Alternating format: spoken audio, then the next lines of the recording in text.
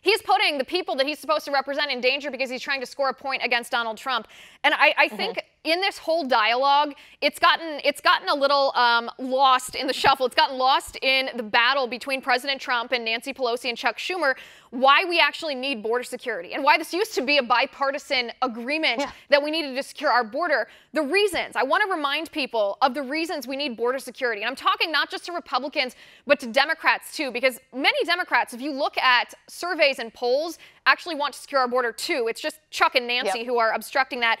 We need border security for our national security because there are terrorists and drug cartels and human traffickers that use our porous border and take advantage of our laws to come into our nation and harm our citizens. We need it for physical security. We know that gang members come into our nation. We saw what happened to Kate Steinle in San Francisco. That's not an isolated incident. We need border security because we have to be a nation that has a rule of law, or else we're not a nation at all. We have to protect jobs for American people over illegal immigrants, and of course, the cost. When people come into our country illegally, it costs us billions and billions of dollars that suddenly the Democrats aren't willing to spend on a wall.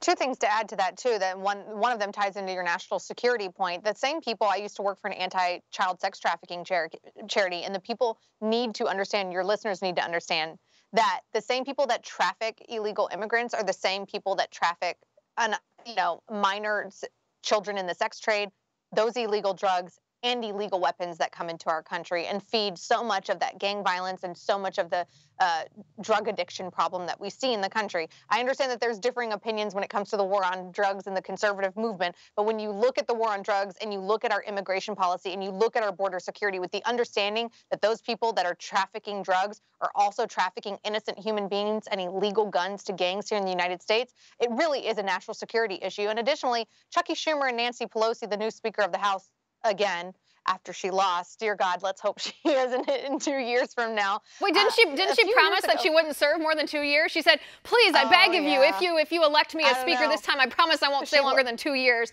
Well, that's too long for us.